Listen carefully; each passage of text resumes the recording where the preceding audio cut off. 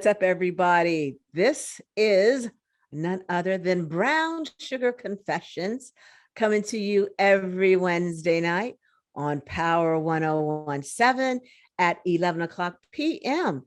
Eastern Standard Time. And you guys have got your Turkey Day out the way. And now it is definitely the holiday season is upon us. Let us all be broke together. Yes. Y'all keep claiming it's broke. I'm not trying to be broke. Girl, I'm gonna be broke. I got kids and grandkids. I'm broke. I ain't trying to be. I'm not claiming it. I not this one refuse. here. Absolutely not. You can hear be you. broke. Listen. I can be. Yes, Lord. KD, what's up with you, beautiful? Oh, I'm thankful you asked me first, because guess what? What? My 9-year-old doesn't even play with toys anymore. What? Actually, he'll be 10 by the time this holiday season is over. So he doesn't even play with toys anymore. So I have zero intentions of doing anything other than buying him a couple of Robux, maybe getting one like toy to have something under the tree, and that's it. I am protesting Christmas this year. I've done it before. So other than a toy or two, some Robux, and a couple of outfits, that's it. I have refused this energy of broke this year because I am not doing it. I am not spending every dime I have on Christmas. I refuse. I hear you, girl. But don't you think the older they get, I know my grandkids, the more expensive the things that they want are under the tree?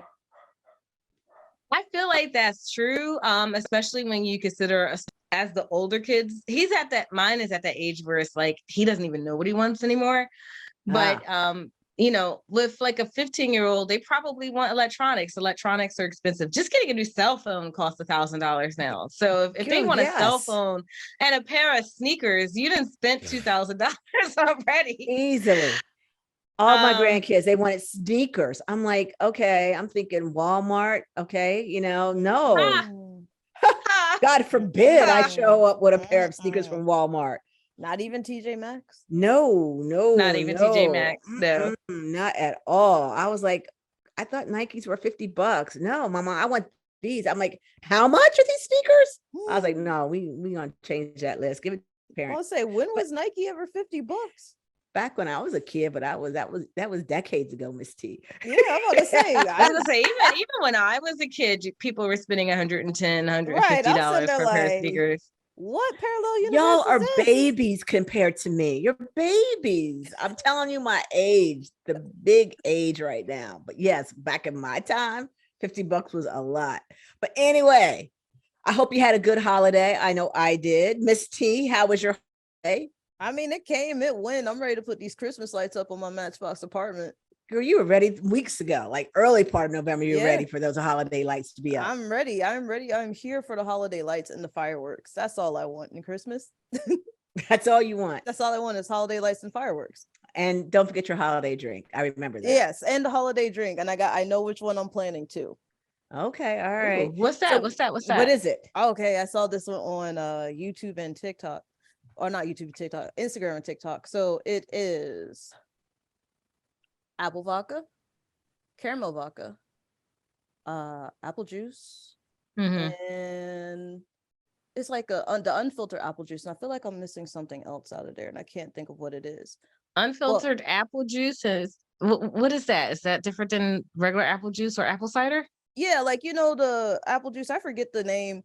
I always laugh. It's the one that Michael B. Jordan always drinks that comes in the funny bottle. I don't know. Funny bottle. I don't like apple juice. Doc, you're killing me. I don't like apple juice. I'm sorry. You're killing me. I gotta come up with something else for you. All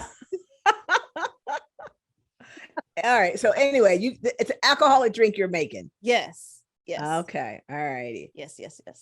But it's apple vodka, caramel vodka, apple juice, and there's something else in it that I can't think of off the top of my head, so I have to go back and look at the video. But I'm excited to make it because it looks very delicious.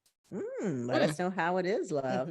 So I hear you have a fun hot topic that you've been researching and having fun with. Well, yeah, and I'm kind of sad because I was hoping we would get to use it for our last show, which was Extreme Kinks, but I think it'll still kind of like cover into that area. So I got a question for you.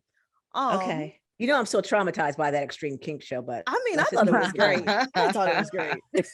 I still have nightmares about a couple of those kinks, but all right, go ahead, Miss Well, T. it kind of lightly covers extreme kinks. I guess it depends on what side of the arena you're on, because think about it like this. All right. Do you ever wonder how guys with extremely large eggplants live their life? No, I haven't thought about no. that. That's not Yeah. part What of do you mean by let's step back? What do you mean by extremely large? But like, you know, if you have like an eggplant that's like over 18 inches. No. Ah, okay. Yes. Okay. Yes. And in that case, I can't say I spent a lot of time in my life thinking about it, but I would wonder, how do you carry all that around comfortably? Yes, yes. Yeah. That's a question that needs answered. I didn't think I needed to know this until I started reading this article. So this is from the Mirror, which is based in the UK.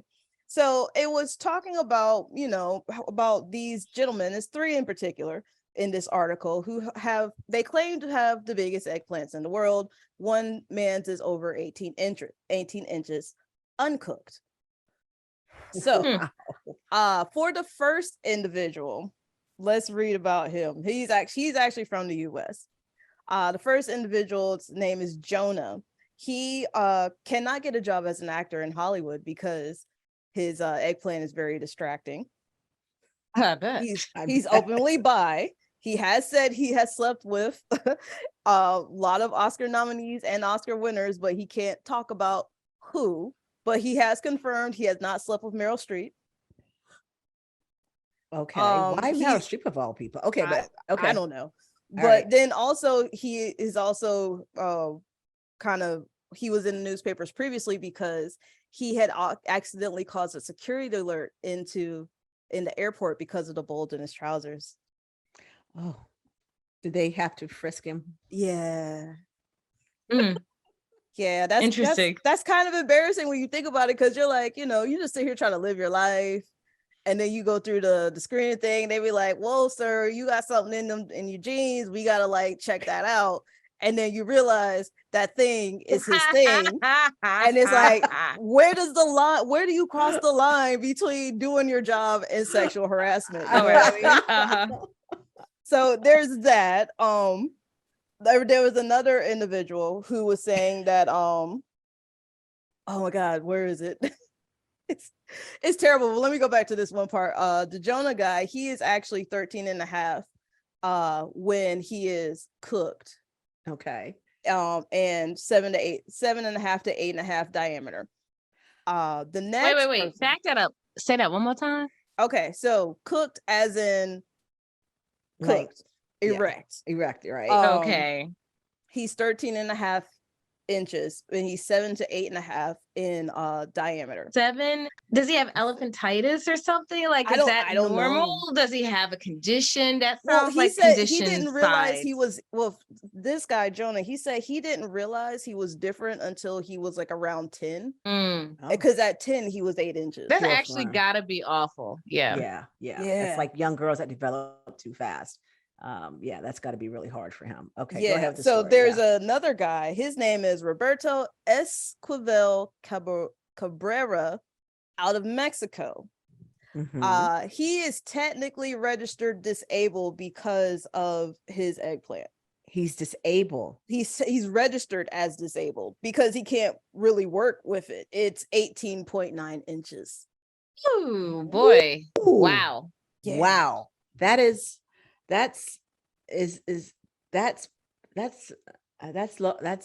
big. Yeah, so he says he's unable to kneel. He can't wear a uniform because of its size. And people thought he was BSing until like he had posted a picture of himself weighing it down, and is coming down to his knees in the picture. Wow. It's like, he can't run because of it, because clearly that will kill him if he tries to run, you know. So I mean, I guess he could like tape it to his leg or something. I don't know. Yeah, but like think about it like that too, because it's like, okay, I gotta tape it down. What if he has to pee all of a sudden? Then he's gotta like pull down his pants, untape his thing, do his thing. I don't know, helicopter to dry it off, tape it back down.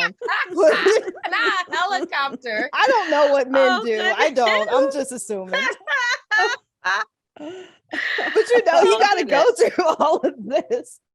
It's But a he- ritual. Yeah, like, and he's like, I got, he's like, he can't even like get women because everybody's scared.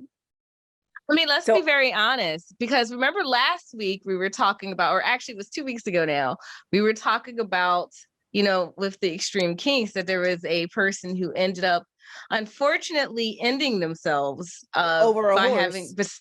over a horse. Mhm. And that's Mhm. probably about the same length of a Yes. horse, and perhaps even the same width. I don't know. Yes. So under the wrong conditions, he could truly hurt someone if, What was the name he of that wasn't kink at least again? And non-animal, Non-animal, non-human animal. non-human animal kink. Yes, fetish. Yes, All that right. one. Wow. So are these guys in relationships? Are they married? Does it say? None of them are, except for None of this them are. last guy. This last guy here. This is Steve Whitehurst, and he had a girlfriend. Okay. He had a girlfriend had. until, oh my goodness. So let me just read this one part. So it says the unsuspecting 47-year-old and his girlfriend were about to pay for a 400-pound worth of clothes when the drama unfolded. As they were waiting, a female manager made a stinging allegation, accusing the man of stuffing clothes down the front of what he later admitted were very tight jeans. Oh. So his girlfriend's 18-year-old is watching as the employee is probing the man's area. So she's pointing and pink, doing this to the man's Right. pants, Yeah, she's like touching just it. probing it. Right. And it's just like, oh my God, this is so embarrassing, because he had to drop his pants to prove to her that he wasn't stuffing clothes down his pants. Wow. And they broke up. Yeah, I don't think they're together. It doesn't really say, but yeah, I don't think they're together the way it's Wow. looking.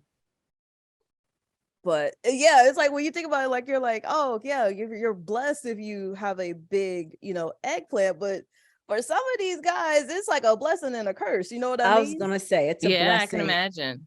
and a curse for And then real. you got those those men and women who there are scream kings and queens. They want the biggest of the biggest. Mhm. And that's a Mhm. kink. I think that's a kink we talked about a while ago, We did. but it's not really registered. I don't think it will be an extreme kink. So maybe. these guys, so like you said, it's a blessing and it's a curse to have that much junk in your trunk hanging around, Mhm. because guys are always talking about bigger and better and longer and thicker. But really, guys, be grateful for what you got, because you could be like one of these 4 guys and got a 'Cause lot I of mean, think extra about it too, like explaining to do. especially with that one dude that's like 18 inches. If he's got to tape it Wow. down to his leg, he really can't run. He got to keep his leg straight the entire time, or he gonna break Mhm. himself. Yep. And he's registered as disabled because it's so Yeah, because he can't girthy and function. heavy. He Can't can't function. function. So But like even he said, like wow. even on this, disability, like I still gotta like, do what I can to even survive, because he doesn't make that much off of disability. You know what I Mhm, mean? Right. mhm. Now I have a crazy question. Maybe it doesn't say in these articles. Are any of these guys into porn industry? I think the first one was trying to be, but they wouldn't Okay. hire him because he was too distracting because of how big he was. I think all Yeah. of these gentlemen should just open OnlyFans pages and see where that takes them, Yeah. especially the one who has to be on disability, because that might be a way to, hey, take advantage of what you got if you can't, Right. I Mhm. feel like, you yeah, know. that's the time that OnlyFans comes to the restroom. Yeah, because the first guy, he was saying it's handicapped my acting because people won't hire me. It sucks. It regulates me to doing smaller parts. Maybe in the UK and Germany, it might help my acting career, but in Hollywood, it's a negative. Thank you, Miss T. So we're going to talk this show about relationships. It is official. We're into cuffing season, right? We're pretty close into it. We're in it. I think we're like in the playoffs or something. Let's find There out. you go, right? So now we're going to talk about relationships. And cuffing season is all about new relationships. But how do you maintain these relationships now and going forward out of cuffing season so that you can have a full-fledged relationship, Oh not yeah, just we're a in the preseason. season. Okay, we're in preseason. We're in preseason. Not December is officially cuffing season, so we're right on time for talking about this. There you go. So these tips are going to help you maintain your cuffing season relationship all year long. So it kind of works hand in hand together. So there's 19 of them. I found this, and let's talk about them and see which ones you guys agree with or don't agree with. So one that popped up was, it says, regulate and talk about your public displays of affection. I don't personally need to have a conversation around publicly displaying affection. I like when my husband gives me PDA. Is that something you guys think you would talk to your new partners about? Like, I'm not comfortable with displays of affection. I do, because I actually abhor public displays of affection.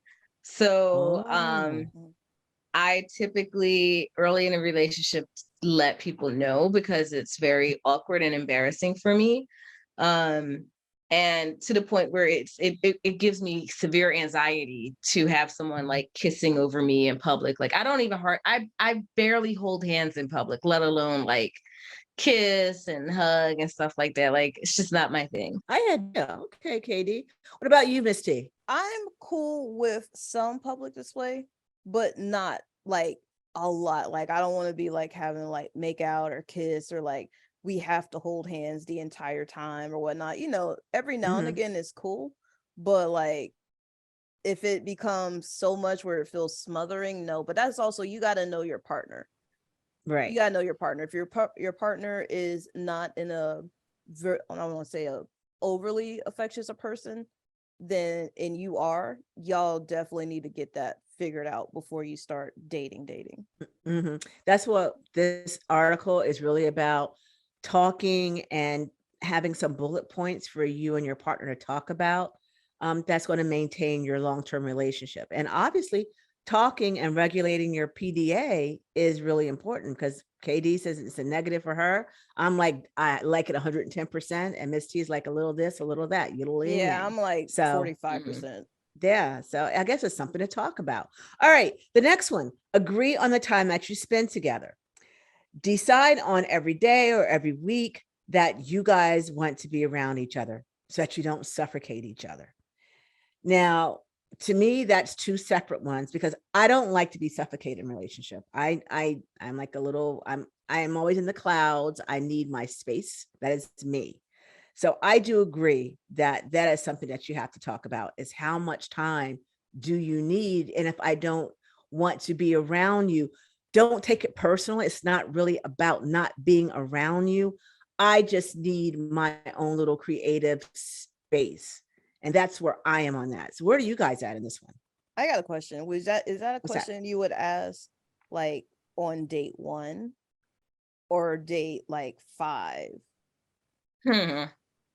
I guess I would ask that question if you've had more than 3 dates, then you're kind of working your way towards something, right? I think I would kind of bring that up around 3, because then I think you're kind of expected, like, every weekend to be together, call each other every night, all of that stuff. That's how I would look at it. I could be wrong. So I think for me, it would be around like dating 3 if I was a dater. What about you, Miss T? You're the single one on the bunch. I am the single one on the bunch. Yeah. So what do you think? I was thinking, because that seems like a question that if I know I'm going to spend a lot of time with you, then I would need to see how you are. Are you the type of person that likes to spend time around me? Because I'm that person, not because I spend a lot of time being single. I like my own time. I like my own space. Like, even with my mom, like, it's a struggle for me to call my mom once a week. But I know I have to call her. But I don't want to be in a date where I have to feel obligated to see this person. You know what I mean? So having those kinds of conversation are important when you're starting out in a relationship. And I think these are really good tips that you don't avoid hard feelings, that you Yeah. avoid hard feelings in the relationships. So I really think these are really good little bullet points to talk about. If you're in the cuffing season now, want to maintain this relationship, write them out and let's talk about them. All right. So another one is, don't talk about the future until it's time to talk about the future. Hmm. But when is it time to talk Really? about the future? Yeah. So when is it time? I guess, I mean, for me, when I read that one, like, oftentimes, I know for women, this might be very hard judgmental about gender right now. We want to be in a relationship, right? And if we start talking to someone, we're dating them for 3 times, 4 times, well, we're in a relationship now, and we're in a relationship because we're looking at a future together. So when do you start talking about having a future together? At what point in the relationship? Definitely That's a not in good the question. beginning. I feel Yeah. like that's at least a 6 month to 1 year question.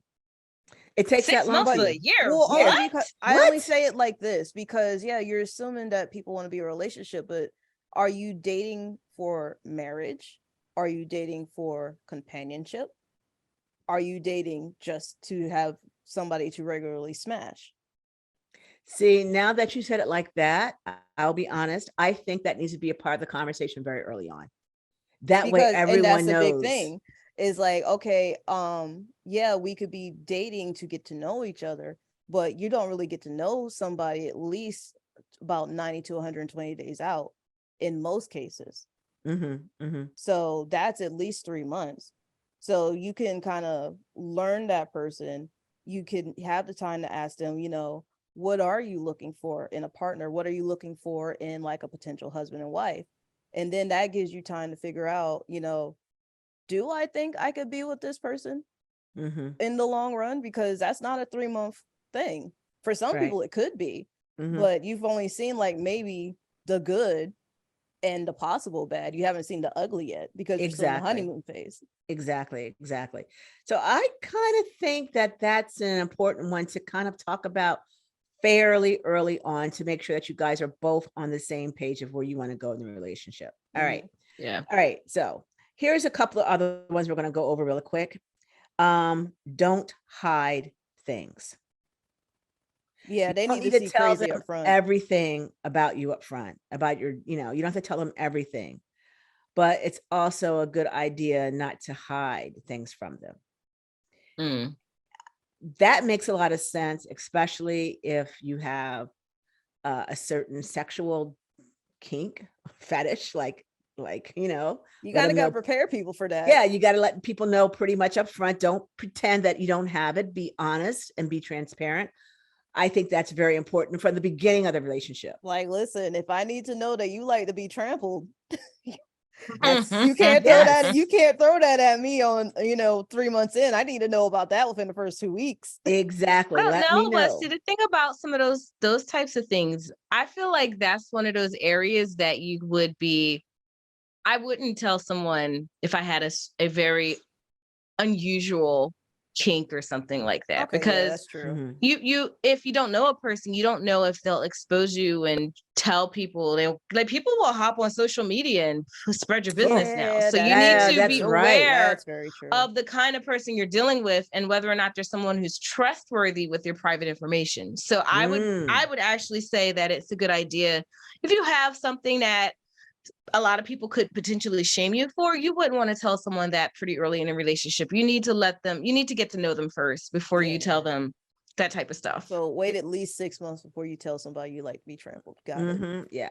Okay. Y'all are making some good points. All right. Here's another one I'm going to throw out there, and we'll put the link to the article so you guys can take a look at them and come up with your own checklist and share your checklist with us. Let us know what questions you're asking your partner out there, but avoid these words. Avoid you always and you never. Those 2 things you should not have in your vocabulary when you are in a relationship. You always do this. You always said that. And you never take me out. You never. That's Yeah, 'cause that's it's just very fighting words. yeah, it's very So you should accusatory. then use your I and me sentences. So I Mm. feel less. This is something I learned. I used to be a peer mentor many, many, many moons ago. So Oh, You okay. said a Peer oh, a you mentor. peer you can use mentor. I your thought you said a a peer mentor, pyramid something, and I was a like, wait, pyramid. what?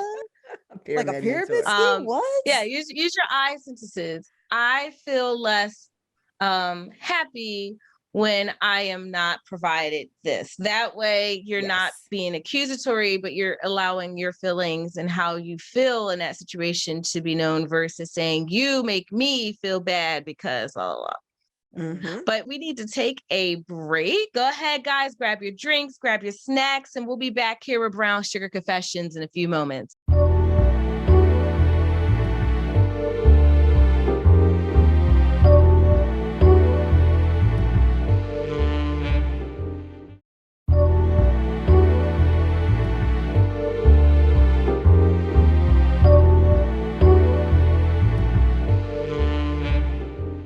Hey guys, welcome back to Brown Sugar Confessions on Power 1017.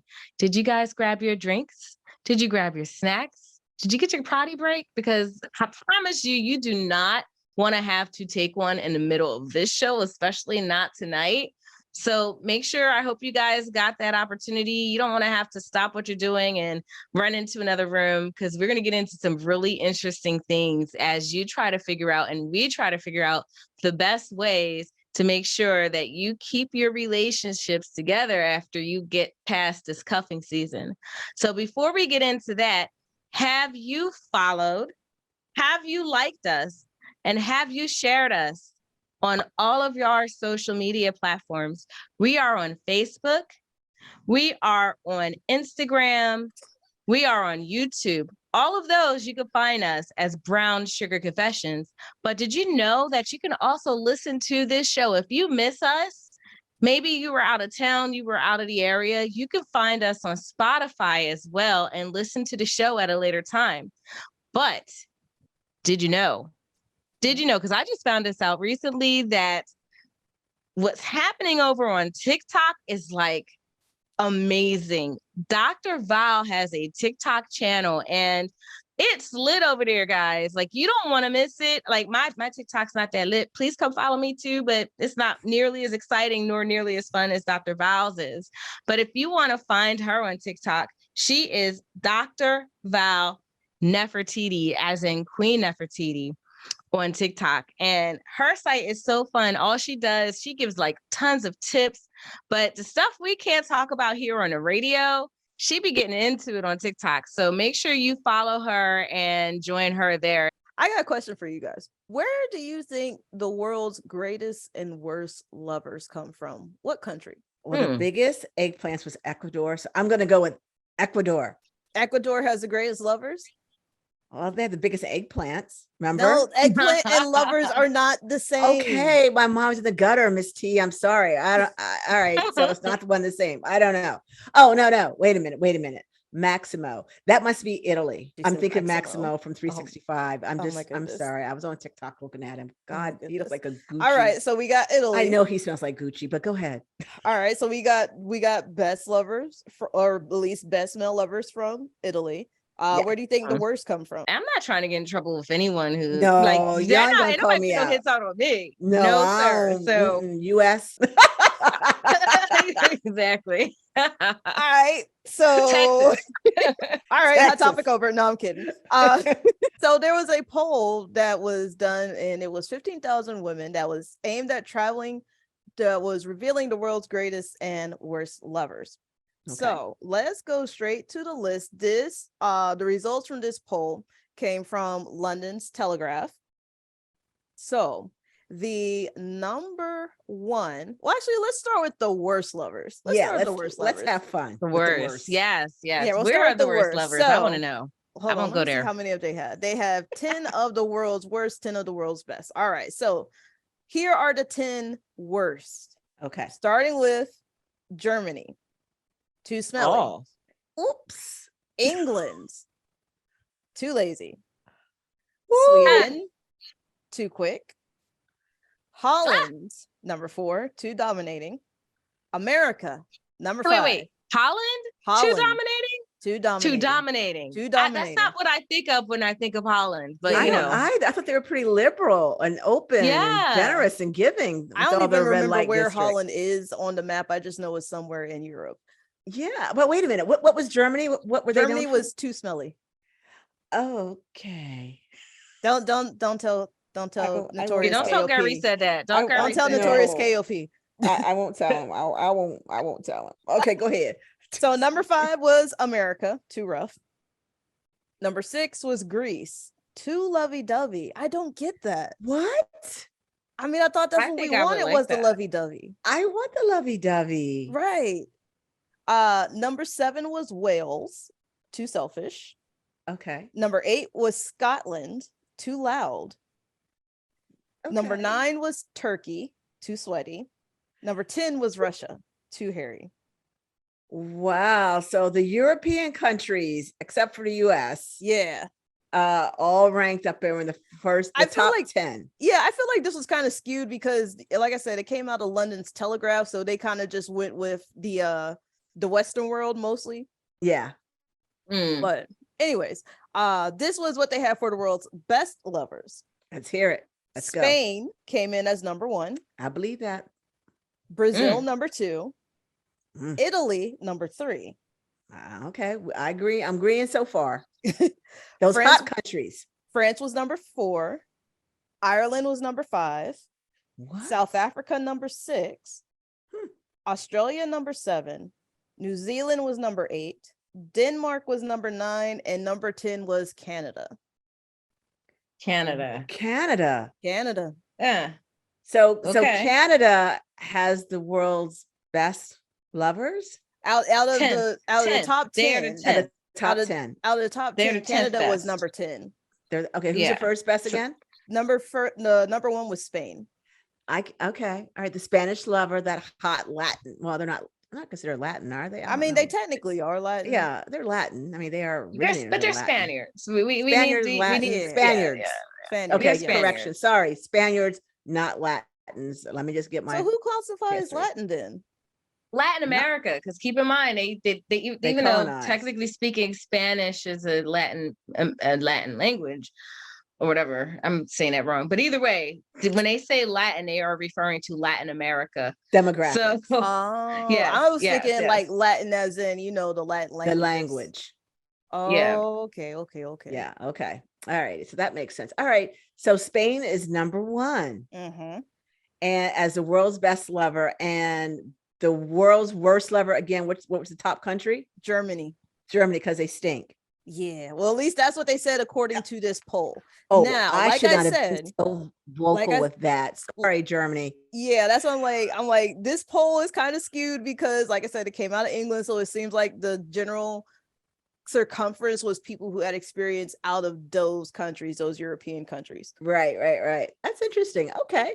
That ties right into us talking about and continuing our conversation around cuffing season, because we're in it, as Miss T says, we're right in the playoffs, right? We're in it Mhm. right now.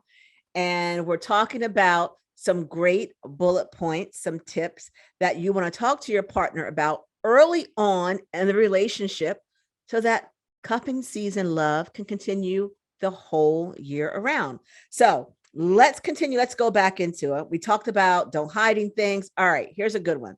Loosen up. Loosen up what? Loosen up. Don't be so tight. Like, for an example, and this is a good example, don't start a fight because he checked out a girl that walked by you guys. Just loosen up. Oh, okay. Yeah, that kind of stuff. Don't be hyper jealous. Don't be super jealous. Well, don't be insecure is what they're saying. But the thing is like, you got to kind of understand your own insecurities too. Exactly. Yeah. Mhm. So that makes a lot of sense. Communication is key. All right. Don't kiss and tell. It's a relationship, not a elongated one stand. So don't go around telling everybody about what? what's going on in your bedroom. It's not a one night stand. Elongated what? Elongated one night stand. It's not. Oh, okay. It is Got it. an Okay. actual relationship. So don't give the blow by blow to Exactly. Don't go your telling closest of everybody. closest. Yes. Because this some whole- people get curious and be like, oh, he do it like that. Mhm. Let me Before find out. And before you know it, you got a whole bunch of people in your relationship. Mhm. All righty. All right. Let's see. We talked about no assuming anything. Here's a good one. And this one piggied right back on before we went to break. We talked about don't say you always and you never. Keep those out of your conversation. And that's regarding cuffing season. That's if you're married 50 years, don't say those two phrases. But another one, just piggybacking off of that one, is don't say crushing words you can't take back. I can see Mm. that. Yeah, that's a big one. That Yeah. one can end a relationship. Yeah. Yeah, that's a Don't big say don't say stuff just because you want to hurt them. one. Exactly. Right. For an example, I'm in an interracial relationship, and I had some very clear words that my husband could not say. Like, I don't even care if they had a song with the word in it. You can't say the You word. better not say it. Don't say Don't it. say it. Just don't say it. He's like, why? It's in the song. I'm like, I don't care. Just flub over it, but don't say certain words. And I can't say certain words, he told me. So, we had to have that conversation because Mm. even the heat of moments, man, if you put up something out there, it's hard to take those crushing words back because you can Mhm. still feel the impact of those. So I And really, I think that extends to a lot of different things because I mean, okay, in your case is words, but for other people it could be certain behaviors or certain things. So I think it's just setting up clear boundaries and expectations. And as long as people are aware of your boundaries, that really can make a whole difference in a relationship. I mean, at least if they respect boundaries. But people will let you know pretty early on. If you establish your boundaries, they'll tell you pretty quickly whether or not, with their actions anyway, whether or not they actually, value them and Mhm. go through with them. Mhm. exactly. And that is the next one, Miss KD. Communicate your boundaries. Mhm. Talk about what triggers you. Talk about what's that line that you don't want them to cross because they're not mind readers. You can't expect them to be, but you have to communicate. So that means know yourself before you get into one of these long lasting relationships so that you can express to your partner what you do and don't want. That makes a lot of sense. Knowing yourself before you jump into a relationship and also giving yourself time to heal. If you left one relationship and jump right into another, give yourself some time to heal, to reflect, and to grow before you jump into a new relationship also. All Mhm. right, another one is know when to say you're sorry. I think a lot of people got to work on that. Yeah. Doesn't that come to I'm ego sorry, though? what's that? I'm supposed to do what now? Say what? You heard it. Yes, but that's really about ego. It is. It really is. People would rather be right than rather say they're sorry, or rather be Exactly. wrong than say that they're sorry. Mm-hmm. I'm Mm-hmm. sorry you misunderstood what I was trying to tell you. Right. Mhm. Mm-hmm. You got to know when to say you're sorry. Take a little, don't take one for the team, but it's the But you right also thing got to to be do. able to say you're sorry and actually mean it. I think that's a Yes, bigger one. it is. So how do you emphasize I'm sorry? Like, do you have to buy me something in order for me I to think a lot of it realize? is action, but you also got to be like, okay, I know I messed up. Mhm.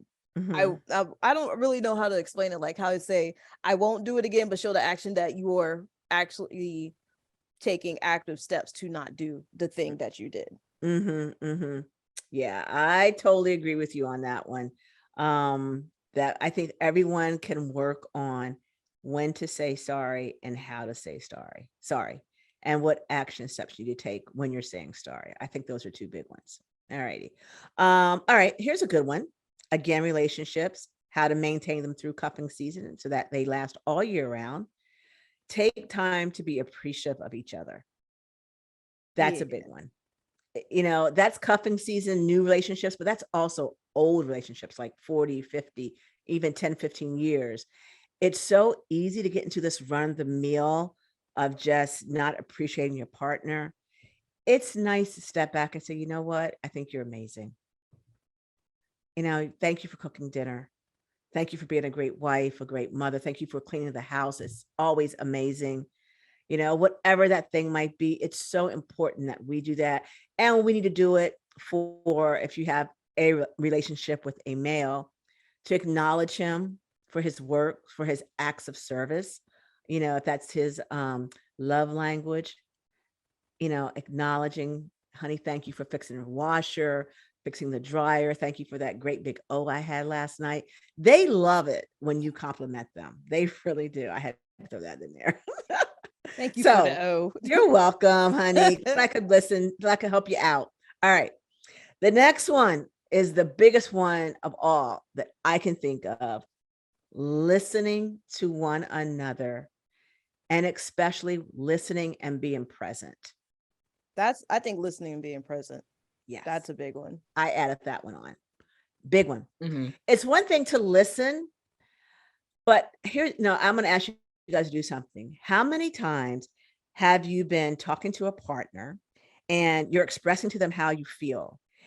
And before you can get it out of your mouth about what you're trying to convey, their body language and their heads is already doing this, shaking up and down, or they're already doing this. You can't even get it out. Mhm. Have you ever noticed that? Mm. Yeah, they already checked out. Yeah. Yeah, they've already checked out, and they're already coming up with a defense. So they're not listening.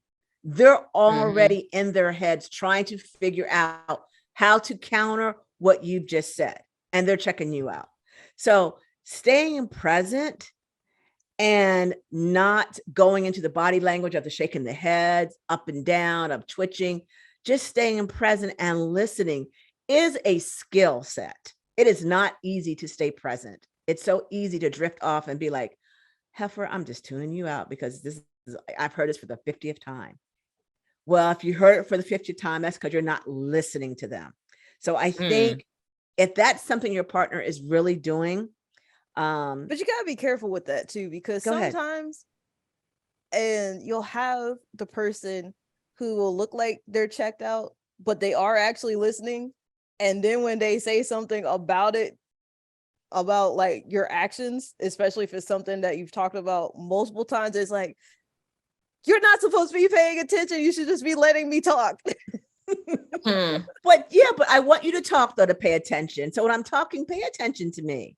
Mm-hmm. Don't check out. Don't be zoning out. I can tell, or don't be already having a defense in your head. Just listen to me without already judging and trying to come up with a comeback. Just listen to me, because sometimes for me, I just need to get it off my chest. And once it's out, I might not need you to react. I might not need you to do anything other than let me get it verbally out of my mouth. And then I am at the point in my life, I will tell you what I need. Like, I'm straight up. I need you to hug me. I need you to comfort me. I need this from you. I will tell you what I need, be it good or bad or indifferent, when I'm communicating. And I think we all can learn from that one. All right, here's another one. Keeping a cool head when things get heated. Yeah. And cuffing season and beyond. Yeah, that's a big one.